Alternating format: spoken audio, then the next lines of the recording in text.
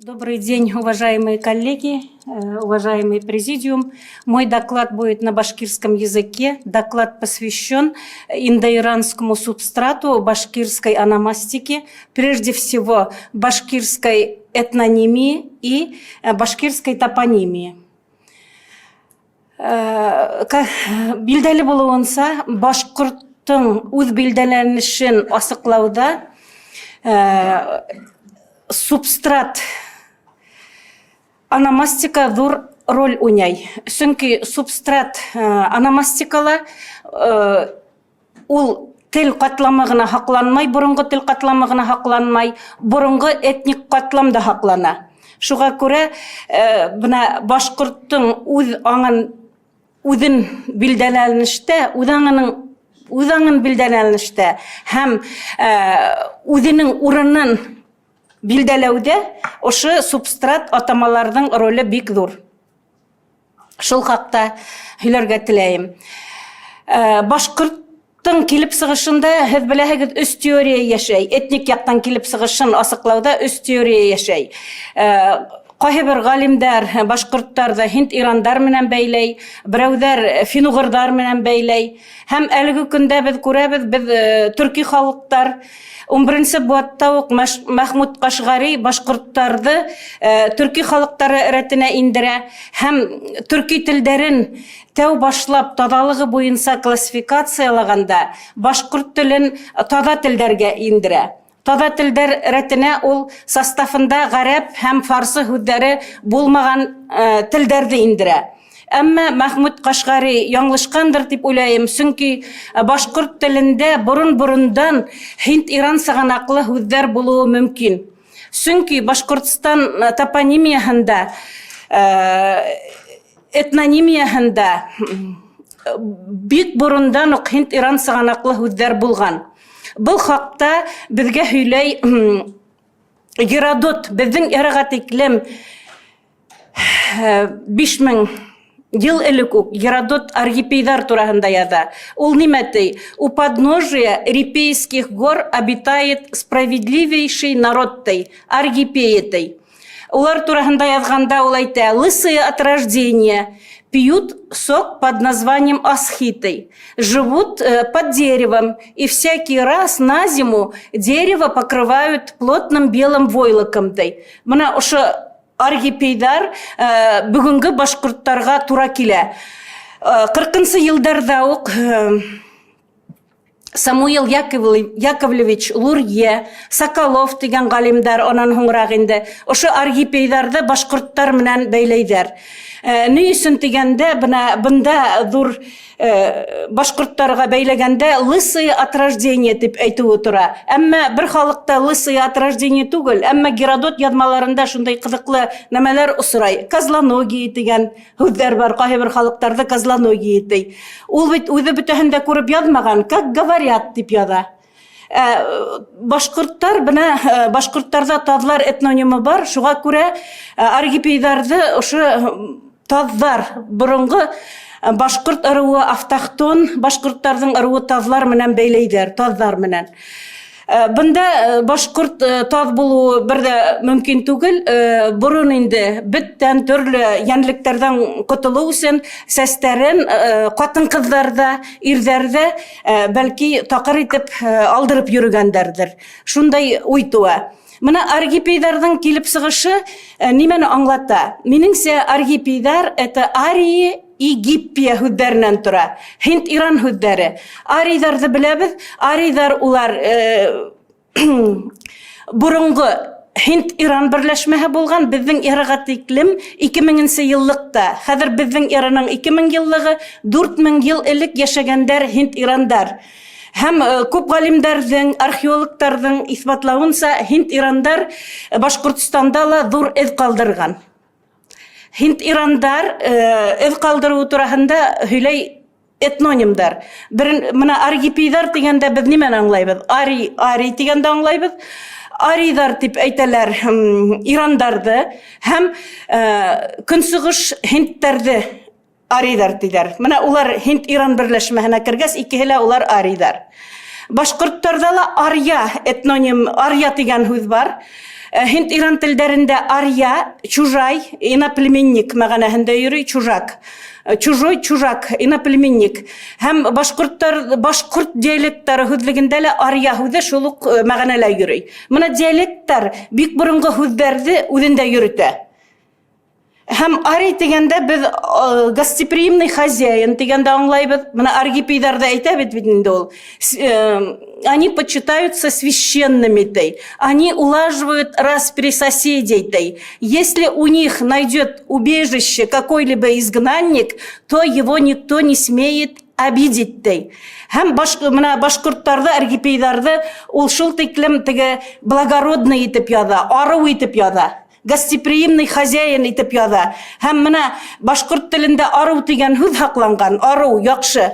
Әлбәттә ул ару һүзе башка төрки телләргә лә үтеп ингән, әмма уның тамырында борынгы Һинд-Иран һүзе ариан дигән, менә ару дигән һүз яталыр. Менә Иран дип әйтәбез бит инде. Иран ул ариан, страна благородных дигәндә аңлата бит инде. Ару. Һәм әйтергә кирәк гиппия һүзе, ул иппа, конь дигәндә аңлата. Без беләбез әле ипподром, ипполит, ипполинария, Филиппа, Филипп. Менә иппа это конь. Грек телендә ул хебо, конь. Ул борынгы грек микән язма кумарткаларында язылган хебо дигән һүз конь. Безнеңсә хакланган хыбай. Менә верхом на лошади, төрки телләрендә ул атлану дип йөртелә, атлану, садиться верхом на лошадь. Хатта үзбәк телендә театрга атланыштылар дип язылган. Как будто атланып, атка атланып театрга киттеләр. Бездә менә хыбай аерылып тора. Атлану икенче нәмә. Хыбай дигән һүз хеба, конь һүзенә барып тоташа. Әйтергә кирәк, Һинд-Иран катламы безнең топонимияла ошо ар элементы нык таралган. Арый авылы бар, арлар авылы бар. Бына был әйтәйенде бурын-бурындан бында Һинд-Ирандарның яшәү тураһында. Һәм әйтергә кирәк, ар элементы янәй кабиләһенең бер ыру ярсыгы булып тора. Родовое подразделение племени янәй. Әлбәттә, ардарды әлеге көндә галимдар күбеһе бәйләй удмурттарга бәйләй, уларды ла ар диләр. Әмма удмурт галиме Алатариф ошо ар элементын Һинд-Ирандарга бәйләй. Менә башкорттың теге үз билдәләнешен билдәләүдә тел бер зур маркер булып тора. Һәм әйтергә кирәк, башка ырыуларда ла, башка ырыу атамаларында ла Һинд-Иран сыганаклы һүзләр бик күп. Икенче бер атама ул өпәй, ырыу атамаһы, өпәй. Өпәйдәр кемдәр улар? Каридел елгаһының, элекке Өфе елгаһының уң як ярында әлелә улар яшәйдер, өпәйдәр. Өпәйдәр әлбәттә ошо Һинд-Иран теле менән бәйле дип уйлайм мин. Чөнки Һинд-Иран телендә уп, ап, вода, һыу дигәнде аңлата.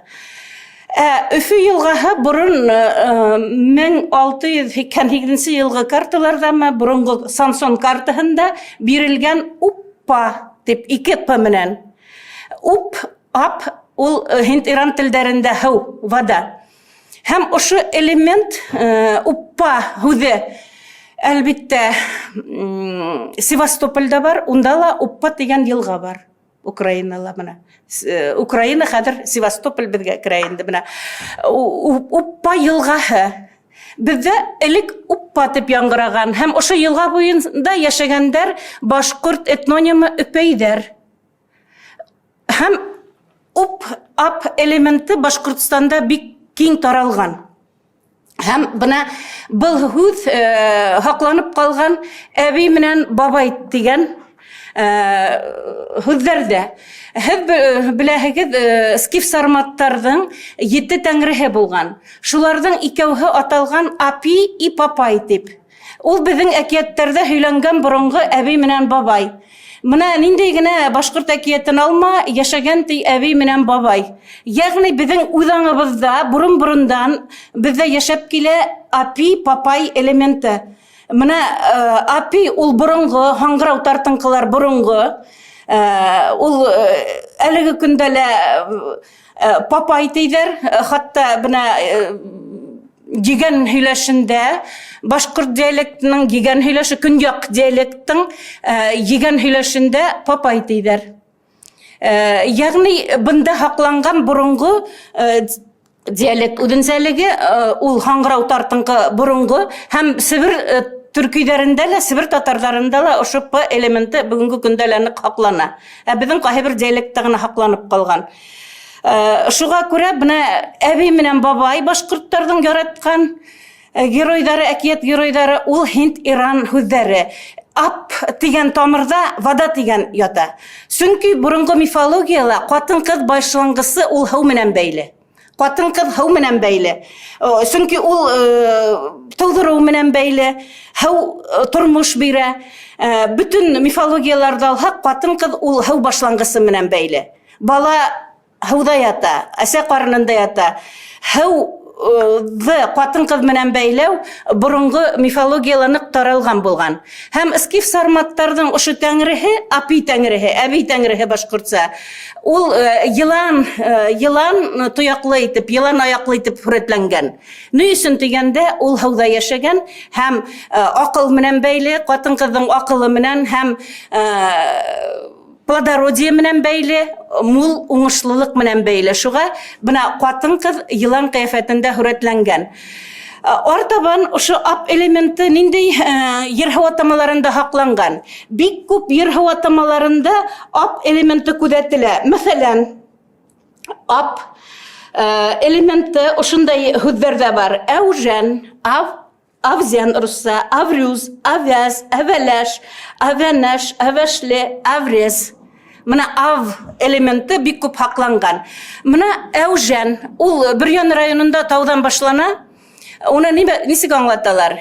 Ав вода, жаен рождаться. Ягъни место просачивания подпочвенной воды, место рождения воды таудан башлана. Һәм Рез дигән елгалар бездә бик күп. Рез. Матвеев әле 60-нчы елларда Рез дигән һүзне аңлаткан ошо Һинд-Иран телдәреннән. Резаться, тич, теге ердән тишеп сыккан елга дип аңлаткан инде.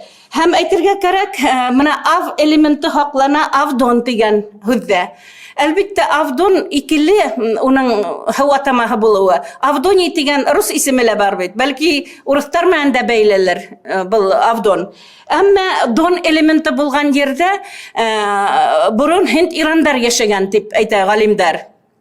Менә бездә лә Дон элементы бар. Авдонда хакланырга мөмкин. Һәм Дон элементы хаклана танып та. Мында танып, данап булып яңгырау мөмкин бурын.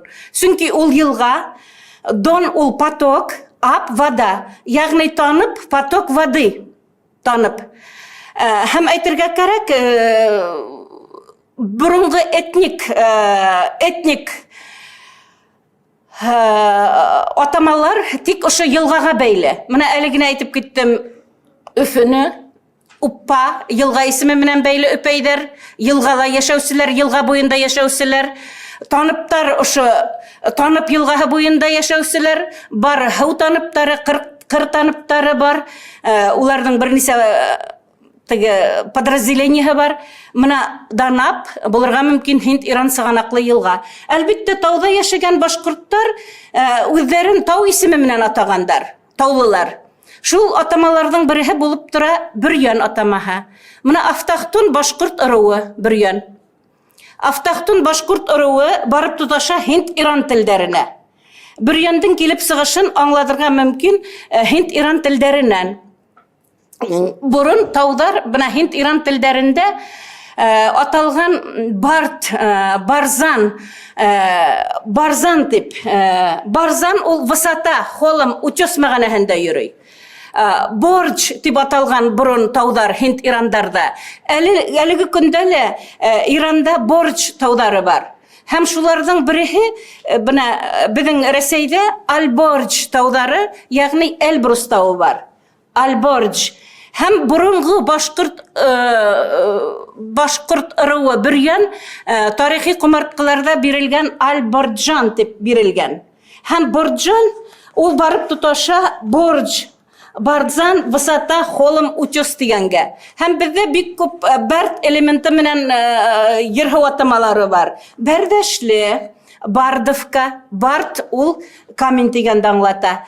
Бөтә Һинд Иран телдәрендә Бирдо, Барда ул камень. Һәм Пермь краенда Барда башкортлары яшәй, һәм Барданың ландшафты ла шулай ук таулы ташлы. Бына Барда башкортлары ла шулай ук Ушы Барда башкортларының территориясында булган инде Һинд-Иран сыганаклы атамалар. Артабан Һинд-Иран сыганаклы атамалар бик күп таралган безнең ландшафтты белдергән һүзләрдә. Ыру атамаларынан тыш топонимиялар бик күп таралган.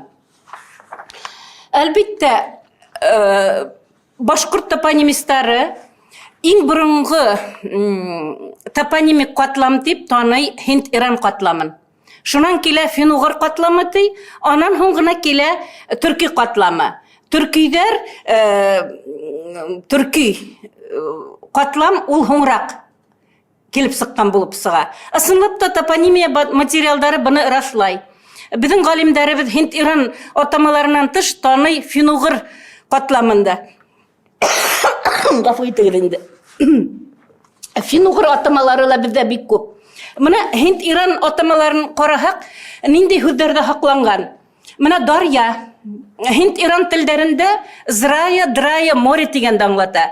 Бездә Дарья зур елганы аңлата. Һәм Дарья дип әле без кулланабыз, ул безнең әдәби телдә лә зур елганы аңлата. Менә ул хакланган Ашказар атамаһында. Бу хакта Жәлил Гыниятович Киекбаев язган. Артабан бuna Дон да әйттем бит инде. Дон ул поток дигәнде аңлата. Ысынлап та быел Донды күрергә туры килде. Искитерлек нык ташкынып агып ята. Ысынлап та зур поток Дон елгаһы. Шуннан һуң бездә бар Һинд-Иран сыганаклы төй элементы. Төйәләс бар, туймазы бар. Һәм булар аңлатыла инде тоя. Рәхмәт, гафу итегез инде. Тоя һүзе аңлата һәү дигәнде. Әлбиттә, төйәләсте төрки этнонимына телестәргә ла бәйләп аңлаткан галимнәр бар. Әмма тоя һүзе санскритта ул һәүҙе аңлата. Һәү, вода дигәнде аңлата. Һәм туймазыны нисек аңлатырга мөмкин? Әлбиттә, янлы һөйләүдә уны халык аңлата, халык этимологияһы буенча туймазы диалект һүзе менән аңлата, туйманы була инде. Әмма был булай түгел, тоя мая һүзләреннән тора. Тоя вода, мая состоящий из воды. Ягъни вода просто, туймазы. Шуннан һуң уд элементы бездә хакланган. Менә вода бит инде, вода. Вода бездә хакланган Узы елгаһында. Узы. Һинд-Иран телдәрендә уд, вода. Һәм әлбиттә был һүз булырга мөмкин бариаль элементта. Нисегрәк әйтәйек? Бариаль гына түгел. Менә был һүз бар Алтай телдәрендә лә ода, дож, Тунгус телдәрендә, Урал телдәрендә вәте, вода, Дравиди телдәрендә бар ота. Шуннан һуң Һинд, Европа телдәрендә уд, узы безнеңсә. Менә буны Ильич Светиш килтерә. Ул компаративист галим, бик күп дөнья телдәренең кардәшлеген исбат иткән галим. Шуннан һуң артабан безнең топонимияла хакланып калган сал дигән һәүдар, сал дигән элементлы һәүдар. Менә салажы, салсык, шуннан һуң тагыла нинди? Хәләвек, хал, сал бер тамырдан. Менә сала дигән һүз нимәне аңлата? Салсык бар. Был салсык диалектта гына хакланган. Һәүле урынды салсык диләр бездә урта һөйләштә көньяк диалектың.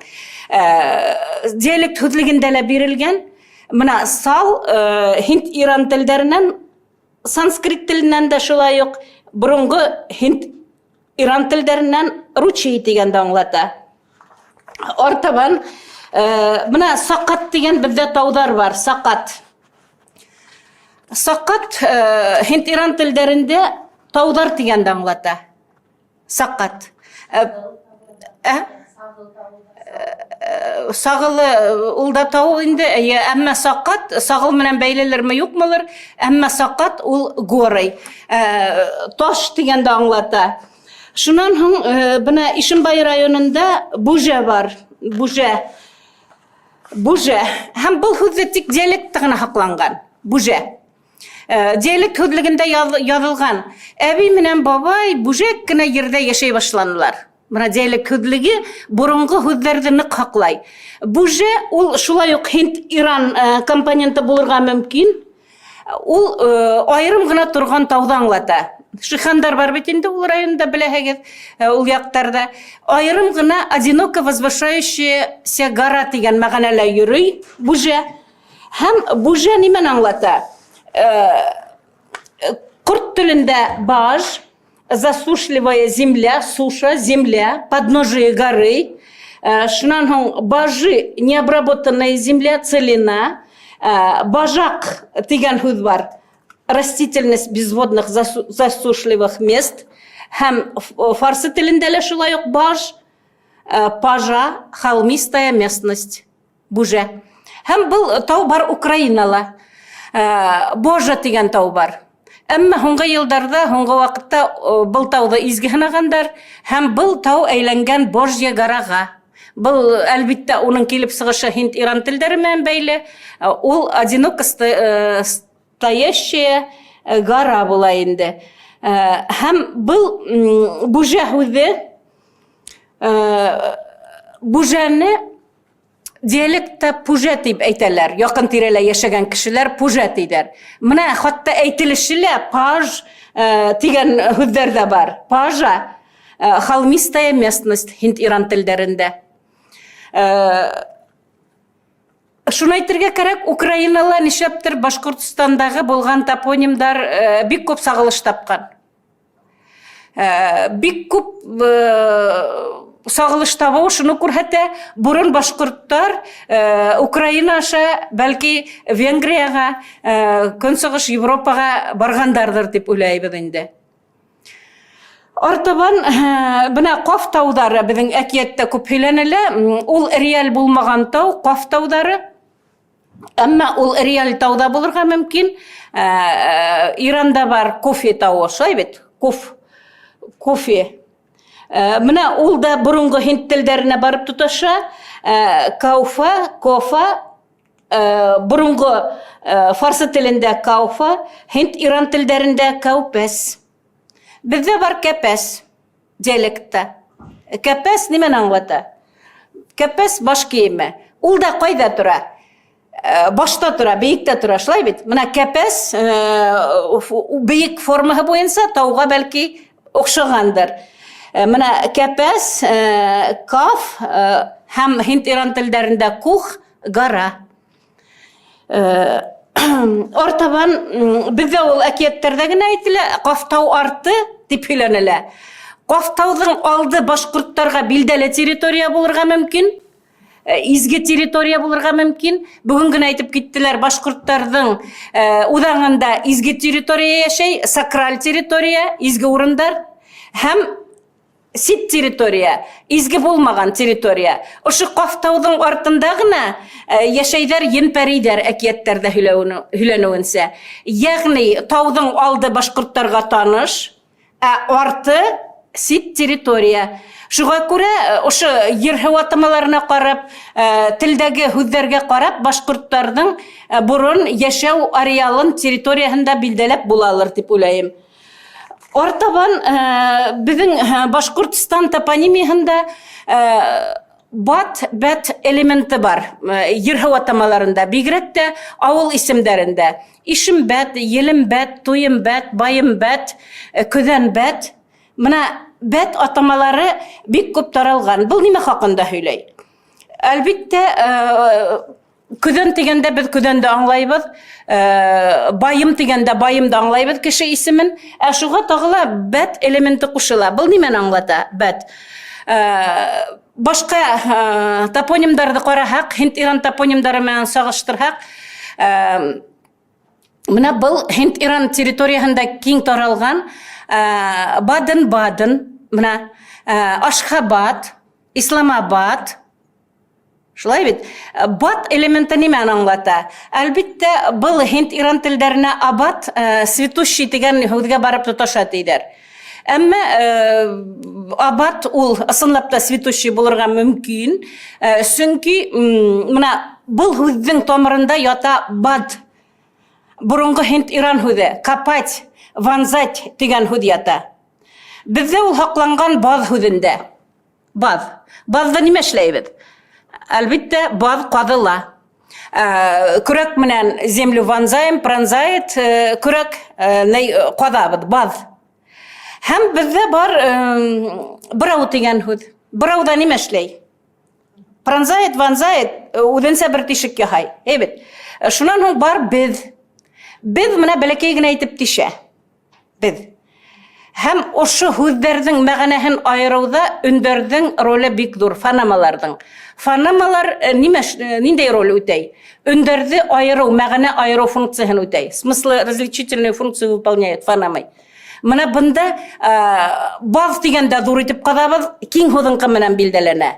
Баз, дур итеп кадабыз. Без дигәндә тишәбез бәләкәй генә. Берәү үҙенсә тишә.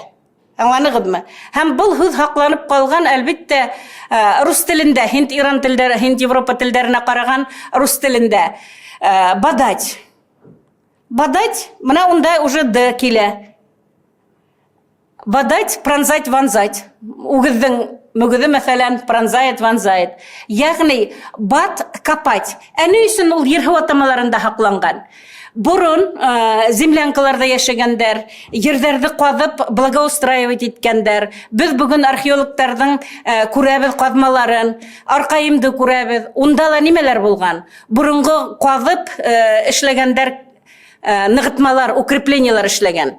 Мына арҡайым да Хинд-Иран телдәренә барып тоташа. Арҡайым ул крепость дигәнде аңлата. Ысынлап та унда нығытмалар булған. Һәм Авестала әйтелә, шундай юлдар бар. Вот придут зимой, придут холода. Строй варой для скота, для людей. Дип әйтелә. Ысынлап та вар нығытма. Арҡайым дигән һүҙҙә үҙе үк нығытма. Хинд-Иран телдәренән аңлашыла, варый да шулай ук нығытма. Ысынлап та унда нығытмалар булған. Әлеге көндә ошо вар һүҙе безнең ауылда һаҡланған. Ауыл исемендә Вәрәш дигән ауыл бар. Вәрәш. Вәрәш ул Варош, венгр телендә город дигәнде аңлата. Бөтә уларҙың ҡалалары Дунай Варош, Пеш Варош, Варош һүҙе менән әйтелгән. Варош. Уларда һуңғы ижеккә төшмәй, алғы тәүгә генә төшә. Варош. Бездә Вәрәш. Мында Вәрәш шулай ук укрепление нығытма. Һинд венгрҙарҙағы ошо һүҙ Хинд-Иран һүҙе булырға мөмкин. Вар. Әле бына дивер, шулай ук дверь, нимә ул? Укрепление, яба бит инде. Шунан һуң фарсы һүҙен алайыҡ, дивар. Вар, стена нисек тора, бер-береһенә ҡаршы тора. Уларда бер-береһенә ҡарата укрепление. Шулай бит, ике стена укрепление. Нығытма төҙөгәндәр вар менән. Шуға күрә бына Хинд-Иран элементы беҙҙең ер һыу атамаларында бик күп һаҡланған. Мына бат атамаһына килгәндә, бат ул аңлата город, село тигәнде. Һәм был һаҡланған Бадминтон тигән исемдә.